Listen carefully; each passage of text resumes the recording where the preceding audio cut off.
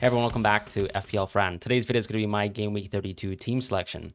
I've locked in the wild card. We are going to go forward with it, and I'm pretty much set on my team selection. Hopefully there's not too many changes. I am actually listening and waiting for a presser from Daniel Farke from Leeds, of course, because that can give us availability updates in terms of Anton Stack. It can give us updates in terms of Goodmunson as well. So two sort of interesting players from Leeds that could maybe influence my draft a little bit. But for now, I think that, and for the reasons that I'll explain later, I'm very happy with the draft that I have now. And there are some punts in the draft, right? And I fully acknowledge it can go wrong, but that's what I like to do. It does use my transfer value, which is something that I've been building up a lot this season. We can talk about alternatives for people, and I've done that, of course, within my wildcard draft video. This draft is not that dissimilar to it, and conceptually, I think it has kind of the same core features of that draft, but yeah, I'm excited to wildcard. As far as chip strategy, of course, there's a lot of people who are pursuing different chip strategies. Just a quick mention to other chip strategies. It would be sort of, let's say, going for free at 33, bench boost 36 after wildcarding on 35. The alternative that I've seen touted, which is interesting, in my opinion, it's almost like a strategy for people who really don't like wildcarding on 32 for whatever reason, but then want to be on a similar team. So that would be wildcard 33, free at 34, and then bench boost 35. Now, what I don't love about that strategy so much is, first of all, you're giving, I guess, breathing room between the wildcard and the bench boost, which always usually complicates things a little bit, especially with the additional game in hand and the fact that you actually won't build free transfers because you're free hitting anyways. On top of that, something that I don't really like is actually, I do think some of the teams that I've seen that people are rolling into, let's say, Game Week 32, do have some weaknesses that, let's say, the wildcard 32 will kind of prevent you from dealing with, right? So, for example, if you're an Ekitike, I'd be quite doubtful of his minutes this week in terms of the Premier League football aspect of things, as they're still trying to, I think, put their best foot forward in the Champions League, and Slot simply just hasn't given any of us FPL managers confidence that Ekitike can actually manage playing 3 games a week. So that's sort of my initial pessimism there. Sure, of course, he got subbed off a little bit earlier, but I do think that that doesn't have a huge impact in terms of how I value his minutes. The next piece is also just Timber and the sort of lack of availability of Timber, right? So these are two core picks that I think are not on or are most likely going to be sitting on teams that have not wildcarded yet and are on teams that people, would be likely to wildcard out of. And I just think that they, if they were starting, right, have a lot of value for Game Week 32, but would take away a lot of the value otherwise. But if you have invested, for example, into players like Gordon, you have players like from Brentford, from United, I can understand why you are swerving the idea of wildcard 32.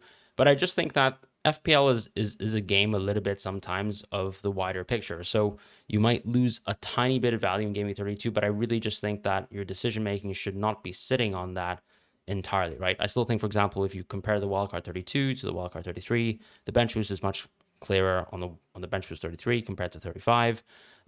As far as, let's say, the free at 33 strategy, now I think that's genuinely different as a chip strategy, right? You are basically saying you want to sort of rock with these Brentford players, these Liverpool players, and these Arsenal players, right? Because that's the advantage over the wildcard 32. You go with them for a few weeks, and then you head towards Game Week 35, and then of course you will have a probably close to amazing team for Game Week 34. So you are then in the best position to have, let's say, maximum Crystal Palace players, maximum Arsenal players as soon as Game Week 35 lands. Now, I think the core counter argument to that is still the bench boost is probably worse than wildcard 32. And I think the biggest thing that I still don't see that much discussion of is wildcard 32 is a great opportunity for us to reinsert ourselves immediately back into Triple City, who probably actually look like the most competent football team from an attacking point of view right now in the Premier League. And that could be a nice little positive. But that's pretty much it. I do think there's obviously some downsides, right? Chelsea, Leeds, and even, for example, Bournemouth have some pretty tough games in Game Week 32. So I understand the kind of the allergicness to, let's say, the wildcard 32. But I really, as I said, think that if you think macro, it's a quite strong strategy and quite an obvious one as well. But nothing wrong with the other differing chip strategies. I think that it always comes down to a little bit of risk preference for different managers, and that's the value of something like a free at 33, right? If you know that 60 to 70% of the player base are going to pursue something like wildcard 32 or have already wildcarded, you are going on a completely different path. You will be owning different players going forward, and that can be quite interesting. Now, ironically, I suppose the people who have wildcard probably are closer towards free at 33 because of the Arsenal and Newcastle game not being a double game week. But yeah, that's sort of my thoughts right now in terms of chip strategy. Let's just head on towards the thoughts in terms of approaching game week 32 as a singular game week in terms of our team selection. So we're using the 11fi.com sort of projections for this week, for this match week. The only thing I'd like to call out in terms of sort of like the attacking point of view is it's a pretty poor week, right? Like City, as I said, who might be the best attacking team, don't have great projections. But at the same time, I do think that there's almost like a form argument here where Chelsea still look like a pretty poor team on defense, especially under Senior. Yes, this is City away, but this is a City team that has done themselves a lot of favors recently in terms of how we evaluate them as a team, right? Playing against some really big sides, scoring a lot of goals and creating a lot of chances. So Haaland as well looks like he could be back, or it's just a cup game for Haaland, right? Both arguments could work. But yeah, City are there, but very low sort of projected goals. Then it's Liverpool and Arsenal top, which you won't probably have a lot of Arsenal players for. At the same time, do a lot of us own Arsenal attackers necessarily? I don't think so. Timber also being a huge doubt probably narrows down, let's say, the Arsenal ownership to being primarily, I guess, Gabriel and Raya, who obviously could be massive threats towards wildcard 32. As far as, let's say, Liverpool, it's an interesting week because, yes, of course, this is a home game for them. This is going to be a match where they're projected to do well. But, being honest, Liverpool do not seem to be in the best state right now. From a form piece, I think you can probably argue that they've been playing really poorly. That PSG match is probably the worst match that they've played. I think even worse than the City match in the sense that if you watch the City game, they actually created chances. If you watch the PSG game, I don't think they did anything. And they also set up completely differently to the way that they usually have, didn't utilize Salah at all, and probably just I feel like almost Slot has reached a critical point with Liverpool, and you can kind of feel that way from the Liverpool fans as well. Yeah, there's not much else to really be said, but I think there's an element of, if you were to sort of believe in form, teams like Arsenal you probably wouldn't be so high on, right, in terms of the projected goals in Liverpool. But such is the nature of home games. And to be honest, we've seen that Bournemouth have been a very poor away defense this season. For Fulham, I think it's a case of they've had some pretty good results recently, but, realistically, how well can they challenge Liverpool? I'd probably like to say that they actually can. So that's kind of my thoughts on those teams. Otherwise, you've got a great home game for Brentford and a great home game for West Ham, right? So in terms of like the single game weekers and the players that you can be going for, I think Bowen is actually a really good buy this week. On a lot of different chip strategy, right? Myself on Wildcard 32, I've put him in some drafts. Thiago sort of fits well within this sort of nature. I think if you're, for example, creating a Wildcard 32 that doesn't have too many free transfers, I can understand putting Thiago in that draft because he's going to be still, I think, one of the best forwards to end the season with when you look at the fixtures that Brentford, just generally speaking, have, if you were to include a free hit 34 in there. As far as, let's say, going back to West Ham, this is sort of, once again, them reaching almost the end of a decent run of games. This is a really good game. And then actually after this, West Ham have some pretty mediocre matches. And so maybe Bowen doesn't feel that good of a pick as a whole. But he's certainly maybe got better minutes than most of the forwards within the game. If you were to, let's say, ignore Game Week 33 and you don't care about the double per se. So I think he actually still becomes a very solid pick. As far as, let's say, other fixtures, I just think, is there really a need to dip into teams like Forest, Villa, Sunderland, Spurs on this week? Probably not. Like, these are your classic sort of both teams to score type games, but also projected to be low scoring. So in reality, will probably turn up to be, let's say, a 0-1 type game, more so than games where you're expecting a lot of goals to come from. So it's very hard to sort of even think that there's much value towards it. With United versus Leeds, I think the biggest question mark this weekend is going to be whether Mbemo is going to start, because he has had a pretty consecutive string of poor performances. I still think that doesn't really dismiss that he's going to start. It's more than likely that he will. But it's a call that Carrick can make, right? Because he's bench players like Ahmad, he's bench players like Cunha in the past. I don't think Mbemo's absolved from that. And Sesko, to be fair, has been in good form. So maybe there's an opportunity for that. Otherwise, it's Bruno as usual. And to be honest, Bruno is so critical towards FPL up until the end of the season. I just can't see any wildcard drop seriously having Bruno without it. I think it is worth keeping Bruno. Even in a world where you have 5 free transfers, you're probably going to start Game Week 32 with Bruno, and you're going to transfer him out if you really want to for another midfielder, and then, transfer him back in again. But is that necessary? I'm not quite sure. Last game that we haven't really discussed is sort of Burnley versus Brighton. This is the game that I think if you're wildcarding, you want to put almost as many chips in that basket as much as possible, right? Because this is the team and the fixture that in theory should sort of shape up this draft, right? If you have triple Brighton, if you have Bruno, if you have triple City, like you're almost there with having a competent Game Week 32 team. And so all you need is some things to paper over the cracks, like for example, maybe let's say a good single game week punt, like for example a Bowen or a Thiago, and then even let's say keeping arguably an Arsenal player as well if you wanted to do that, right? I personally think that that's the best way to approach Game Week 32, as long as you have a couple free transfers, like I'm saying more than 2, or at least 2. I'm definitely pursuing this myself. So that's just something that I would say I can put my hands up and say I only have 2 free transfers, and so I will only have 2 free transfers on Game Week 33 to use, but I am comfortable going with 3 single game weekers here because it's not like any competing bench boost up until the rest of the season has realistically any doubles that would be sitting on the bench boost. So that's the pro, I think, of even if you carry 2 single game weekers towards Game Week 33 and the bench boost there, you are still going to be up from a bench boost perspective compared to anyone else. And then the rest of the other fixtures in the season, as I've explained in my chip strategy video, are very, very good for teams like Brighton and Leeds, including the aspect of Brighton and Leeds rotation being very good. So yeah, that's kind of my thoughts. So let's just jump into my team selection for this game week. So as you guys know, I do have a lot of team value, so I think, we will talk about picks and alternatives, but I am assuming that Goodmanson's probably not that fit for Game Week 32. I'm assuming that Stack as well is not fit for Game Week 32, which also probably casts a little bit of doubt towards his future minutes. I am personally planning to go with Verbruggen and Darlow as my goalkeeper, so Verbruggen will be starting this week versus Burnley. I'll also be playing Van Heck and Gabriel. So Gabriel does stay on the wild card. A lot of people could say, this is, I guess, anti the benefit of the bench boost. But as I said, even if you were to carry 2 single game weekers to the bench boost, or even if you use the idea of, let's say, I have a lot of free transfers and I go from Gabriel to, let's say, maybe let's say a Hill or a Senesi next week, I think that that's worth it, right? You're getting Gabriel, who's going to be much better than, let's say, the third defender in a draft like this. The only alternative, I suppose, would be if you went triple Brighton defense, you could find yourself playing a pretty decent team this week because you could have triple Brighton defense, Nico O'Reilly, and you're done, right? That's already a 3 at the back for Game Week 32. I personally think that Gabriel is better because I think that in terms of the utility of Brighton, I'm not so sure if it's that good to have triple defense for Tottenham away and Chelsea at home.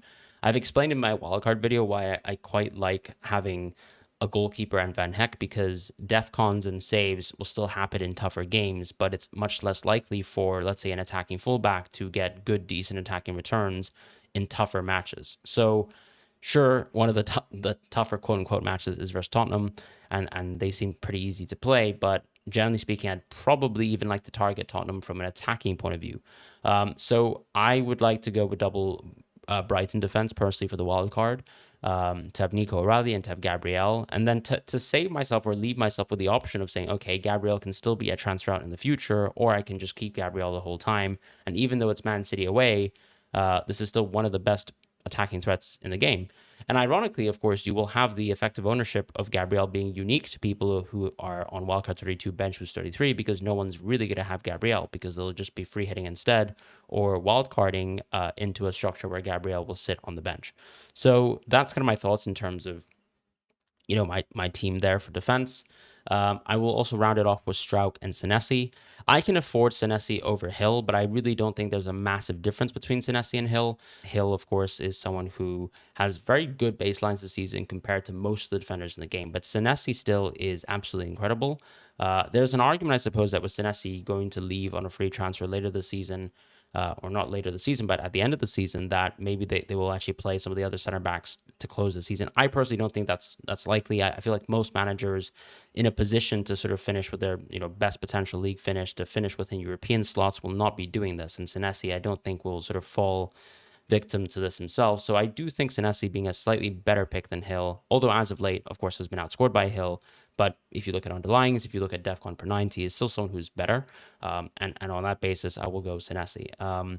As far as Pascal Struijk, I think it's interesting because you could argue that, let's say, Bogle, is interesting, I suppose, as a pick if Gudmundsson's not available.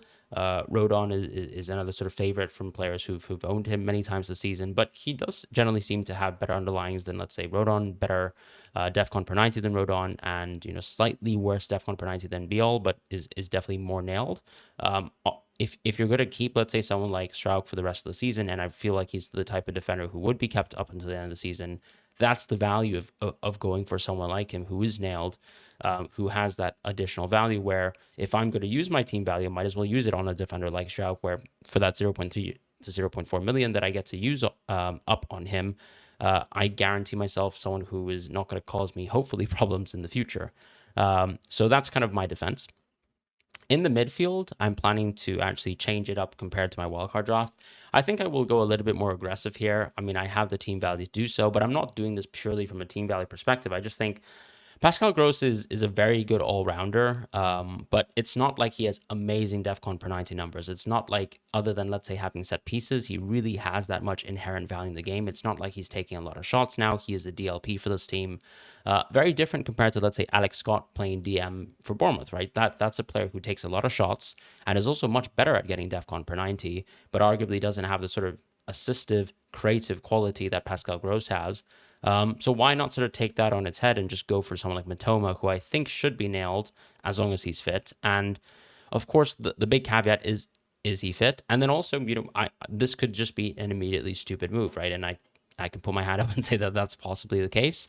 But I prefer not to sort of like think about things like that in FPL. I thought FPL Instinctive had a really good post. This is almost our kind of resident Brighton expert within the FPL community, alongside FPL Seagull as well, who you can find on the Planet FPL show. But Instinctive put a very good post out on Substack, and you can find him, I think, through Twitter and, of course, on his Substack, just sort of explaining his thoughts on the Brighton mids. And I think I'm very much swayed by the arguments that Mitoma is the first choice left wing, because even if you sort of look at the sort of injury history this season, I mean, as soon as he comes back from injury, he's basically allowed to reinsert himself back into the team. Now, I think this probably also calls for slightly reduced minutes for Mitoma, but it's healthy and important to mention that he had played really good minutes within the international break, and you have had a decent break in terms of match time, in terms of abilities to sort of manage his pain, which is, I think, something that precluded him from playing versus Arsenal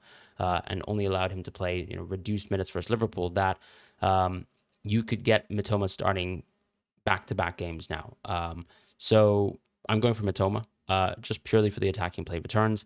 If you look at, let's say, the last 5 games, it seems evidently clear that Hinshelwood might actually be the best pick, just purely based on attacking numbers. But my concern always is that I think if, let's say, the pecking order on certain positions was to change, how quickly would players get hurt? So if you look at Brighton, you think about left mid, attacking mid, right wing. Gomez is the right winger. Hinshelwood is the attacking mid. Mitoma's probably going to be the starting left wing, which means that Minte's obviously kind of hung out to dry on an island. You might disagree with me in this, and you might think that Mitoma doesn't really deserve a starting slot, but in reality, I don't think Minte is really classified as a left winger. He's had good performances there, and so is Gomez at times this season. But both of those players, I think, are kind of categorized by Hertzler as right wingers. So in a world where, let's say, maybe Minte deserves to start a game, it's also plausible that you could have Gomez moving towards the 10 position, or Hinshelwood, for example, dropping a little bit deeper at times. So I tend to think that Mitoma is probably worth the punt in terms of, for the player that I think actually can hold down his positional share the best in an attacking position, I think it's probably Mitoma, because he is so clearly the best left winger that they have. Whereas Hinshelwood's a bit more dynamic, a bit more versatile as a player. And you can kind of listen to Hertzler's quotes and sort of understand that that's kind of the benefit of having Hinshelwood as a 10. He's a 10 who's willing to do defensive stuff. So yeah, And he doesn't have the drawback, I guess, of Gomez with this potential suspension, right? Because a yellow card could be quite catastrophic in terms of minutes. As we can see, Dunk is suspended for 2 games for this exact reason. So, yeah, I'm going with Matoma here as my sort of one major punt. Bruno is a lock in the draft for me. I don't think Stack is fit, so I can't find myself owning Stack, which means that the other picks that I'll have in my draft will be players like Tavernier, and then also Semenyo as well, and then Palmer, of course. So that's going to be the midfield. It's Bruno, Palmer, Matoma, Semenyo, and also Tavernier. In the front line, I am planning to go with a 1 game week punt of Jared Bowen, Holland, and João Pedro. So the main reason why I'm going for João Pedro here is I think just generally he still has a slightly better fixture than Dominic Calvert-Lewin. I once again could be wrong here. Yes, I'm sort of playing 2 Chelsea attackers into Nico Riley, but as we've always said with Nico Riley, he is more, I wouldn't say more of an attacker than a defender, but in reality, like when you actually look at some of the underlying stats he's had this season, some of the positional share that he's had in recent games, moving in between sort of left center, mid, left back at times, and just the chances that he finds himself getting into compared to, let's say, Mateus Nunes or even some of the center backs in the team, I'm comfortable sort of playing Nico O'Reilly in what is a poor game on paper from a defensive point of view. So on that basis too, I mean, Chelsea have good projected goals this game. So I like João Pedro. I like Palmer. João Pedro has been one of the most informed forwards within the game. Yes, of course, I suppose the irony is that I've been hoping that he does well, not so well recently when I haven't owned him, but I have a chance to own him, and I'd rather own him than Dominic Calvert-Lewin this week. And then with Bowen, I think I just prefer to not look so, I suppose, passively at the game. So by going for Bowen, yes, of course, he's arguably worse than Thiago. If an absolute nightmare scenarios to happen and let's say 2 to 3 players get injured, and maybe there's a world where I keep Bowen for the game week 33, which is super unlikely. I'd probably think I'd just take a hit if I really had to. But yes, of course, Thiago's the type of player who has a really good fixture this week. Not as good as Bowen's, so probably less expected points, right, compared to Bowen, but might be a safer and better own for the rest of the season. But the way I like to see things is I don't really think that booking 1 free transfer on a wild card is the craziest thing in the world. And reality transfers will be booked, right? Because that Matoma slot, regardless of whether he's gross, whether he's Gomez, whether he's someone else, is most likely going to be Ismaila Sarr in a couple of weeks' time as we move towards, let's say, the double game week for Crystal Palace. As far as all the other Arsenal picks, it's actually kind of hard to see how I'm going to bring them in. But there's an opportunity, of course, later down the line to bring in players like Saka if we really do believe he's got good minutes, which in 2026 is very hard to believe. With Timber, I think with White playing more minutes and Timber himself obviously showing some signs of injury and sort of fatigue and inability to deal with the load, which unfortunately he's been bestowed upon, there's probably not a gigantic reason to say you need to have 4 to 5 free transfers for Crystal Palace players. So I'm happy that one of the free transfers that I'm going to make up until the end of the season is basically this 1 game week punt of Bowen, and then moving him on to Dominic Calvert-Lewin to set up the bench boost as well as it possibly can be with Gabriel and Bruno. And if I had more free transfers, of course, I'd also do Gabriel out and then back in again in game week 35. But I don't, and I think I'm just going to keep Gabriel on the team. Maybe there's a world where I don't know. I could see myself, I suppose, still going for that move of, let's say, Gabriel out. But that would almost have to be things like if Timber was not available for whatever reason. It seems like he's really struggling with his injury. And, where I feel like I don't need that second Arsenal transfer in game week 35/36, and maybe I can save it for 37 instead. That's a possibility. But then you also have to think about that on the beach aspect of game week 36, 37, 38, right? Like Arsenal could and may win the league by then. And so the minutes of the Arsenal players might not be that relevant, come game week 36, where 37, of course, is the most important game when it comes to sort of expected value. So that's kind of my thoughts right now. I just think that Bowen, for example, has something absolutely to play for. So I can see this being a transfer that's worth using. And I could argue that it's not necessarily so clear that Crystal Palace transfers are that much worth using by game week 35 or 36, right? Because we don't know what Crystal Palace's position will be in terms of, let's say, the league table, in terms of, let's say, how they're situated within European fixtures, whether they're still within European competition is something to think about. So that's kind of where my thoughts are, but that's going to be the team that I'm going to be fielding. So from start to finish, top to bottom, I'm going Verbruggen, Darlow as my goalkeepers, Gabriel, Van Heck, O'Reilly, Senesi, and Struijk as my defenders. In the midfield, Bruno, Palmer, Mitoma, Semenyo, and Tavernier. Bowen, Haaland, João Pedro as my forwards. And so, of course, in terms of lining up this team, it's just the back three of Gabriel, Van Heck, O'Reilly. The captaincy will be on Bruno alongside Palmer, Mitoma, Semenyo being played this week. And then I'm going to play all three forwards, Tavernier, Senesi, Struijk, going to be my 3 bench options in that specific order. Vice captaincy will be on Bowen because I think he just clearly has the second best fixture here. Arguably, it could be Haaland. I could, I suppose, put the vice captaincy on Haaland. Does it really matter? I don't think so. But that's going to be me for Game Week 32. So let me know what your thoughts are on this team selection. Is it too aggressive? Do you think that the Mitoma punt is worthwhile? And I guess another interesting sort of question is, do you like some of the other picks in the midfield? Is it someone like Alex Scott potentially? And also, I'd love to know if anyone is actually going with a different triple up of Man City, right? Is anyone actually swaying Haaland, Semenyo, O'Reilly, or is it just too obvious, too simple to go for? So let me know what your thoughts are. I'll see you guys soon. Take care and goodbye.